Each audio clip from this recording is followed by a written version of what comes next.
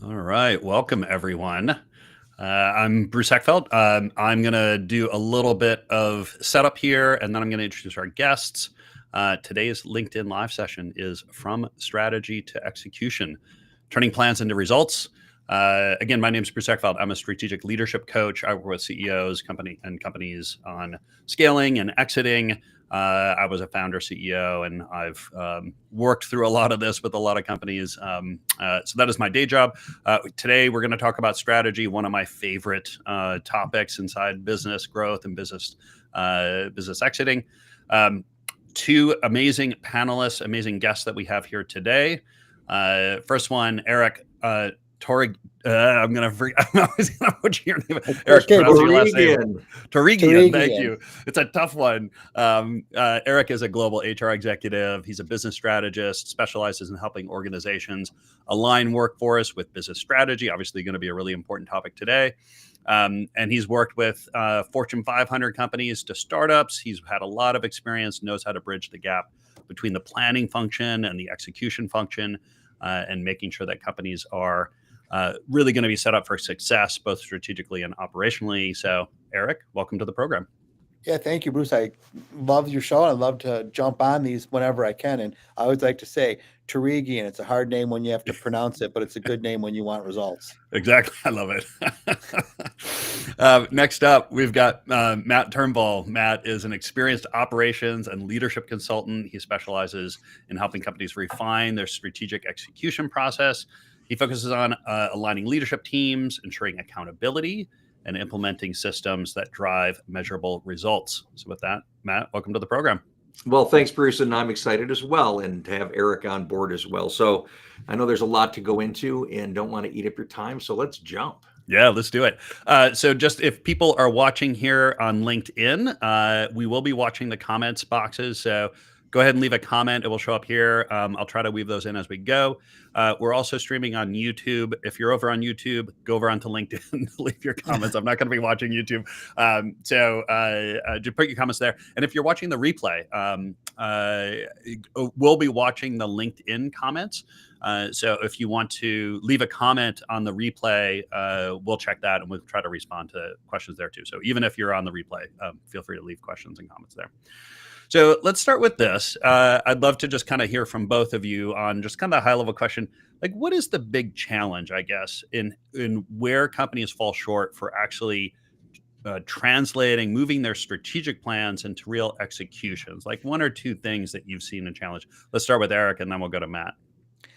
Yeah, honestly, and this always sounds like such a simple answer to such a complex question, right? But where I see most execution fails is when it comes down to executing. And I think that a lot of people are very good at sitting and pontificating, and we're very good at building reports and PowerPoints. And we've got 14 different AI tools lined up to analyze every variant of every issue. But at the end of the day, what we're missing is are people that actually go and take action and go do something. And then what happened, and then adjust and adapt from there. And I've always been one of my early bosses at Ford, back in the late 80s, said to me one time, "It's your job to make mistakes. It's my job to keep them from being fatal." Right. So I just want to be the guy who takes a lot of actions and tries a lot of things, and then can quickly analyze and evaluate what are those things and what ones were effective. So for me, that's my number one bit of advice, is just go do something. Matt, what about you?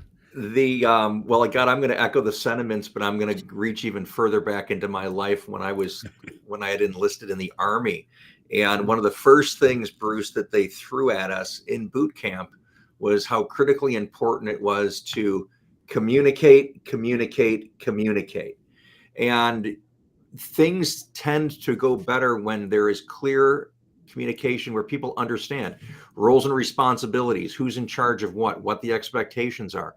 When we get to the gray area of expecting that people should know this stuff, then it gets into the troubled area. So Eric gave a far more eloquent explanation of the ability to make one's mistakes, because a drill sergeant that I had was a little more crass in saying that I could go and F up anything out there, and he knew that they would be able to unwind that. But he said, if you don't make decisions then you're going to put people at risk. Yeah. And that was far more brutal in its approach, but there was a reality of saying always move forward. You're allowed to make mistakes because we can change them and fix them. But if you remain stagnant, then that's where the atrophy happens. That's where nothing gets done. And that's probably where the biggest errors take place. Yeah, I always love my favorite quote around communications is the biggest challenge of communication is the illusion that it's happened. It is such a hard thing. Like getting this information flowing and information going back and forth between the right people is hard. Yeah, I find one of my kind of phrases I use a lot is, a strategic plan is worthless. Strategic planning is invaluable. And it's so much focus on the end result, right? It's the plan. And it's really about the planning process because, like Eric, like you said, like things are going to happen. You're going to get more information, mistakes are going to be made. You're going to learn something. And it's how quickly can you replan once you learn that your current plan is not going to work. That becomes the real thing. And I think teams just get locked up, right? Like the moment they run into an obstacle or something didn't go the way they expected, they're like, okay, I guess we're done, right? And they have no ability to recover from that process. Well, Bruce, Yeah. Well, and worse, I'm working with this 7-person sales team right now, right? And I met with each one of them and spent some time. And when you look at what they think they're doing and you start to compare it globally, there's some duplication, and worse, there's some complete lack. So if I think Matt was going to go do something and Matt thinks I was going to go do it, it's most likely just not going to get done. But what important was that thing? And then both of us are working on the same thing. And I think I make a big point about executing, but the strategy is also critical because you got to know where you're going or else you're just going to move very fast anywhere.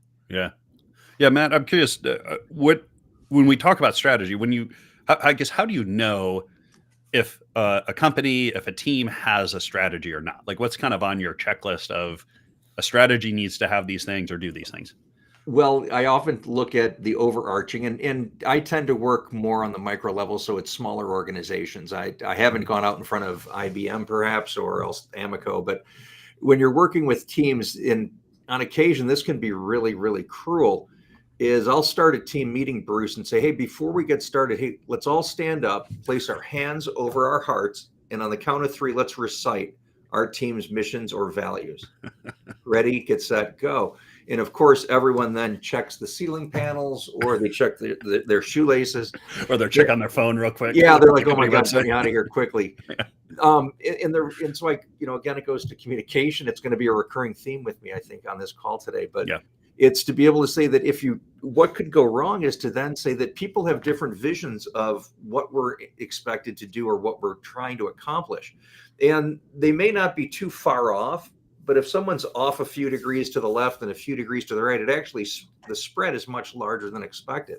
Yeah. And then at that point, we can misinterpret or interpret things the way we think it's supposed to be done. And it's not really where the large strategic plan is. So the old 5 Ps of prior planning prevents poor performance. Mm-hmm. The thing that I always find that doesn't always occur is, preparation is one thing to hopefully then execute, but the struggle often is, what do you do afterwards? Do you go back in and review, did we accomplish what we set out to do? There's this whole thing about we don't have enough time to sit down and bring everyone back together. And this is an old Army-ism again, which was we had always, you never went to bed before you all got back together and discussed what occurred. And the simple thing to do tactically with any organization is to say, what did we do right? What did we do wrong? And what should we do better? Yeah.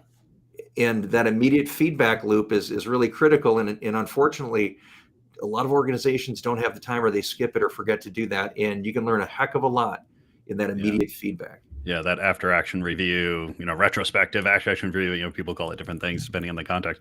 Yeah, huge learning opportunity and a way of kind of course correcting and improving leadership. Eric, what's on your list of like a good strategy has what? For me, a lot of it is this visceral feel. So I start to talk to people and I just get this sense of where is this organization heading and are they heading to the same spot even? And I always like to say is, we need to align on a vacation location. So, it's kind of leadership's job to say, hey, we're going to Florida for vacation. And then the the method of getting there really comes down to the people executing. And is it going to be, are we going to take a bus? Are we going to take an airplane? Are we going to take a train? Like, what mechanism are we going to use to get to this location? And when I see huge disconnects there, and I see execution, I see teams trying to set their own direction, or I see leadership worse trying to set daily execution targets. And that's when I start to see all this continuity issues. That's when I get concerned and start to unpack it. But I believe, and here's a place where Matt and I use a lot of the same terminology. Sometimes we use completely different, but for the same thing. I believe that the ability of an organization to change and to adapt is the number one thing. So I don't care, a great strategy is a great strategy, but if you give me and I remember there was an old article about this, you give me a team of B players who are all aligned and are adaptable, and I'll beat the superstars all day long. Mm-hmm. And you're thinking even in terms of basketball, and we had teams that have come into the tournament and they've been just teams of average players who committed to a system and played the system with, outstanding discipline. Yeah. And they would beat these teams full of superstars. And it's just because that one group aligned around a strategy. So that's what I tend to do, is I tend to look for, who's making decisions where. Yeah. I use a lot of this. I do a lot of this crazy outdoor climbing and alpine work. And so I use these analogies in business, but I always say, we can climb any mountain you want, just not every mountain you want. And if half the team's trying to climb one mountain and the other half the team's trying to climb the other mountain, we're not going to get anywhere. We just got to choose the summit, and then we can start working towards it. But if we haven't chosen the summit, we're not gonna be super effective. And I use, I often say, strategy is about winning, and we compete to be different, not to win, right? Our goal is, in most businesses, is to find differentiation. So for me, strategy is always, how are we going to be different? And if we can get that down to the 2 or 3 things that are going to allow us to win in the market, that's what strategy is. And if we haven't figured those things, it's not clear and it's not easy to communicate, right? It's going to be tough because we have to communicate this through the entire organization to be able to execute it well. Matt. That aligned strategy represents comfort too, right? So if you have a plan, you can relax a little bit. So now I know I'm climbing this mountain and I need to cross this ice field. And Bruce, that's why I wanted to jump in right here is, go ahead. I was telling my son's 8 and he's learning various different sports and things right now. Matt's heard me say this now a number of times in the past couple of weeks, but I finally told him, I said, look, everything in life is a journey. Along that journey, you're going to reach certain crevasses that I call adversity. Mm-hmm. So you can't cross. So when you run in full speed and you hit the edge of this adversity or this crevasse, the problem for most people is good lies on this side of the adversity. But the people who get through it, who cross the crevasse, who face the adversity and persevere, on the other side is greatness. Mm-hmm. So if you want to get to greatness, you're going to have to get through adversity. You're going to have to cross these crevasses. Yeah. Well, I think there's a lot to play in what I was going to, when you mentioned, Bruce, climbing, there's no question that you need to choose your peak. But the old expression though, is you want to climb light. Mm-hmm. You want to make sure that everything that you have in your pack absolutely has a purpose and is not superfluous, or else you're dragging extra weight when every ounce matters. So ensuring that you have clarity of what's needed, what the expectation is, and that goes back to the planning side, I think, is a big piece to that. One other part where I'm scribbling notes as you're both talking with me. One of the major things that you talk about, can we all get on the same page? And you talk about winning with B players. I think a terrific television series, and I'm not paid by Netflix or whomever, but if you haven't watched Ted Lasso, it really does a remarkable job of getting teams of potentially those B players into a championship mindset. And it really emphasizes what happens when people do communicate and they do get clarity of mission and they're in agreement to it. And there's that whole buy-in. And I've seen that play out in a couple of other different areas too. If you're a golfer, there was one of the major cups back in Kentucky, maybe 20 years ago now, the Ryder Cup. And it was talking about getting the U.S. team together mentally. It was the biggest part, because one-on-one, they were the best players in the world, but they couldn't compete as a team. And it was going through and getting them to, buy into that belief that this was bigger than their own individual selves. And then the results, really took off from there. So yeah.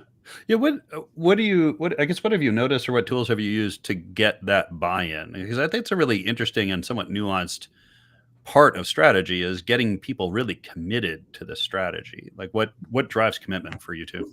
Bruce, I think it's shared ownership is one of the biggest things. So when the opportunities allow, yes, there will be some bigger overarching strategic things. With sales organizations, of course, it's to sell, but purpose comes into play a lot of that time. And if you can get a team to really start to buy in with their same values and their same beliefs and a shared purpose, I find that those teams really start to move faster and faster, or at greater speeds. Yeah. So I hearken it, depending upon where you live in this country. If you're in a big metro area, they have HOV lanes, don't they? Uh-huh. Okay. Now, when you're in rush hour and you're trying to get onto one of those highways, you can look to that far left, and that HOV lane tends to be the envy of the world, because those cars aren't stuck bumper to bumper, are they? They're moving normally with some pace and with some speed, but there are a couple of things that you have to have. You have to have more than one person. Mm-hmm. So let's call that at least a team of two. And then the second part of it is that you have to be wanting to go to the same location. Mm-hmm. Okay. That's setting your sights on a purpose. Because if not, what it is, it's a felony. You've kidnapped someone in order to drive that way. And that's the last thing you need, and especially in the workplace environment. So what you want to do is ensure that there's that clarity of mission, that you're in agreement that this is where we want to go. It's that North Star that you're going to navigate toward, because everyone knows that's where we're heading. Yeah. And at that point, that's where I really start to see the acceleration of outcomes, because people, they know, they come to work because they know they want to help. They want to drive to that end. Yeah. Eric, what are your thoughts on getting that real buy-in to the strategy? And I love that analogy, Matt, and I'm going to add on to it if I can. I'm going to yes and that analogy, because not only do I need to have at least two people headed to the same location, but I need two people who are willing to work together to deliver results. And I need two people that are willing to maybe put their enterprise hat on. And it's a term that we used to use at Pepsi Frito-Lay a lot.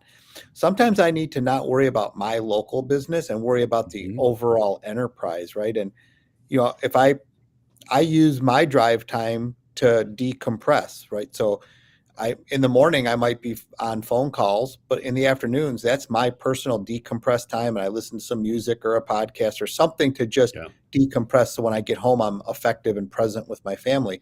So if I carpool someone, or if I pool up with somebody, that might be impacted. So now I have to kind of put my enterprise hat on and decide, is it better for the overall organization that I take a little bit of a hit? And then I look for people who can effectively balance that. Yeah.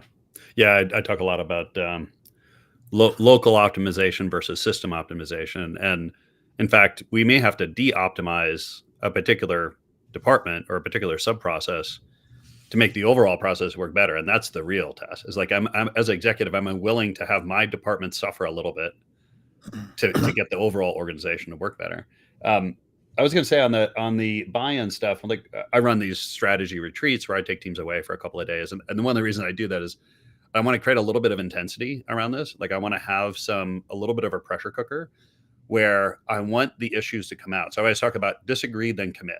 Like I want to hear the disagreement. Like if you don't agree with something, you have a question, you have a feeling about something, I want it on the table. Because if we don't get it on the table and it's not resolved and you haven't felt heard and we haven't worked through it, you're not going to support it on either side, right? Next week, next month, you're going to be like, well, yeah, I know, but I didn't really like this idea. Like I did, there's this problem here no one really addressed. So getting that, like I know sometimes I find I'm actually encouraging teams to fight more in the beginning because I want to know, like, what are the issues that you have reservations about, and we got to get it out there and we got to get it resolved if we're going to commit to this. Yeah, and the conflict is healthy. Yeah.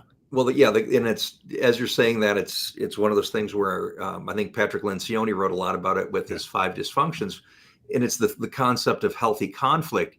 And the way I translate that for individuals in organizations and on teams is always to say, do you have the ability to speak up, to speak out, and be respected? Yeah. And then I remind them that you don't get to win everything. Sorry.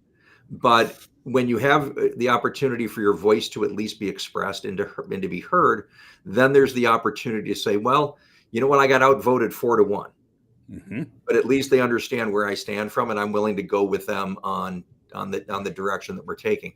Yep. And I think Bruce, that's very important. And facilitating is, I always try to do a few things when I'm facilitating offsites like that as well, is to ensure that nobody can hog the microphone, so to speak.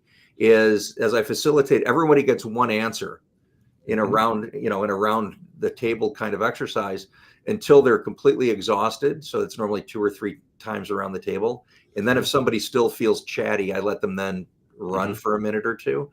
But it forces everybody in that room, the lowest on the org chart to the highest. They only get one answer at a time. Yeah. And those voices start to get raised up that are normally squashed. And the ones that are higher get pushed down. And there's kind of an equilibrium that becomes with the facilitation. Yeah. That equal airtime kind of concept. I like Yeah. it.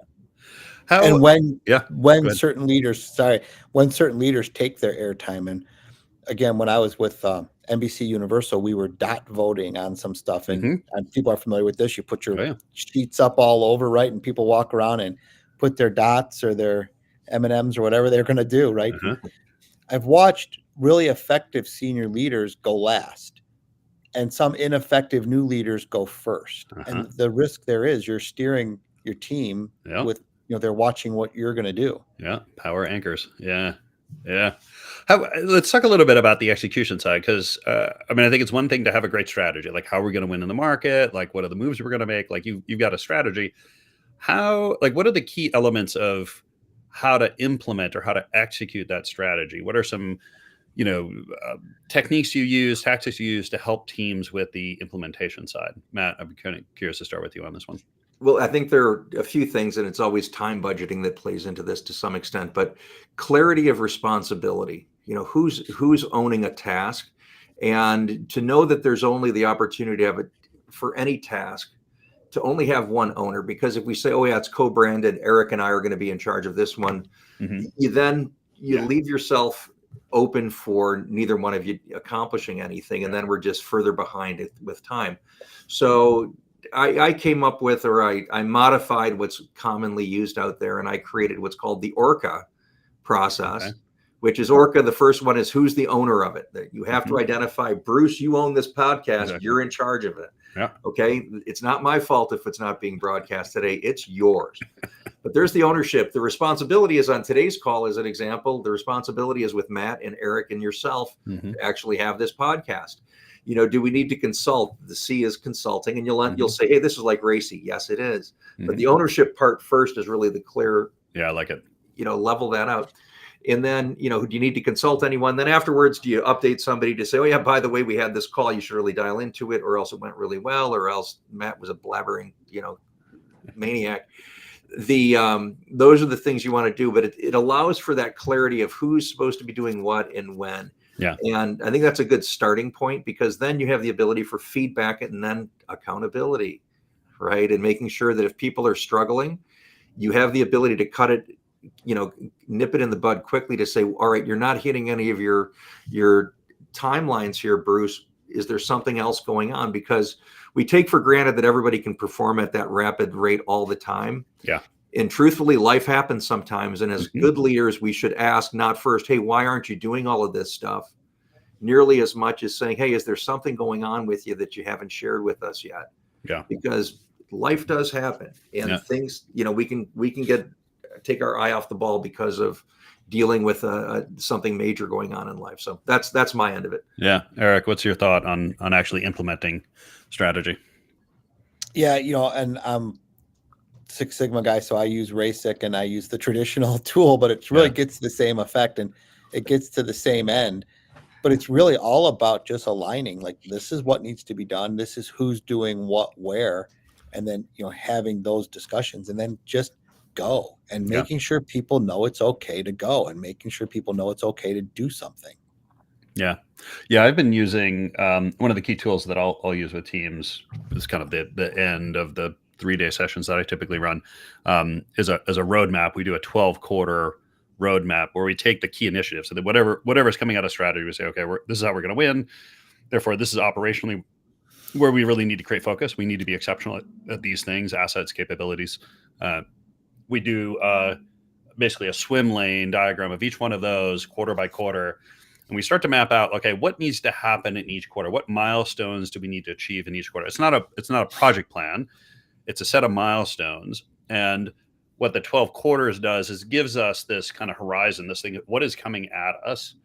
And then we can use that to set our 90-day plan, right? We set a quarterly 90-day plan. And the trick is every quarter we review strategy, we kind of update what do we need to tweak, and we redo that 12 quarters so that we always have this kind of running roadmap in front of us that is constantly adjusted. And if things come up, we move things out. Like it keeps this kind of horizon in front of us that we can then decide what do we need to focus on for the next 90 days. So it takes that kind of strategy, turns it into a little bit of a plan, but really drives the quarterly planning process. And then you can do all the retrospecting and kind of process review and things like that and update it as we go. But that cycle, what I really find helpful with these teams is getting that cycle and that rhythm in place that helps them replan quickly, because that's what's kind of the power of this process. If the plan itself, it becomes worthless within a few days. So what other challenges, I guess, do you see around leadership when it comes to strategy? Like when you're looking or coaching leaders on developing and implementing strategy, like what are you helping them kind of see, or what muscles are you helping them develop so that they're good at this? Eric, why don't we start with you on this one? Yeah. And you know what? I have another analogy here, which people who know me won't be surprised. But I always tell people it's like ordering something from Amazon. So when you order something from Amazon, you go and select and say, please send me these new headphones. Do you call Amazon up and say, hey, do you have my order? And then do you call them back up and say, I wanted to make sure that you picked these headphones. And then you call them back up to make sure who picked the. No, you place the order, you have the faith in them that they're going to deliver the order, and then you wait to see how they execute. Mm-hmm. I think as leaders, we put so much confusion and consternation into our people's lives that we make it impossible to deliver. So give a direction and then let them go. And then sit back and coach against that performance and coach against the execution. Yeah. But don't keep repeating the order. Yeah, I like it. Matt, what's yours? Just to follow in on after that a little bit, it's a simple question when you're setting out the tasks. And I think that with good leaders, they're not judging when they ask, all right, you're going to be in charge of this initiative. Tell me, do you have everything that you need in order to get going? Mm-hmm. Because so often people are getting moved around the org chart or added and subtracted or elevated into new roles where they may never have had the experiences before.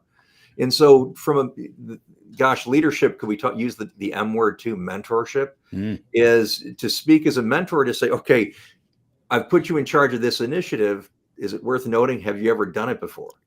Mm-hmm. Do you have everything you need in order, or else here's an opportunity for some training and mentorship? And then the other side of it too is set up normal, feedback discussions so that you can ask people what's going right, what's going wrong, what do you need from us, what do you want to accomplish going forward. And oftentimes I say that's where leaders can really excel, because they're not micromanaging, but they're, giving people enough to go out and work on it. But you're checking in to say, do you have everything you need? Is there something that something else that you need before you get started on this? And if they say, yeah, I've never done this, and you ask 4 different leaders those same questions and they all say the same thing, eureka, you might need to do some training on that topic, right? Yeah. Improve your sales force or your team, whichever it could be, taking it that way. So that's where I would encourage people to always be open-minded. And Bruce, I'm so sorry. It goes back to communicate, right? Matt, if you can.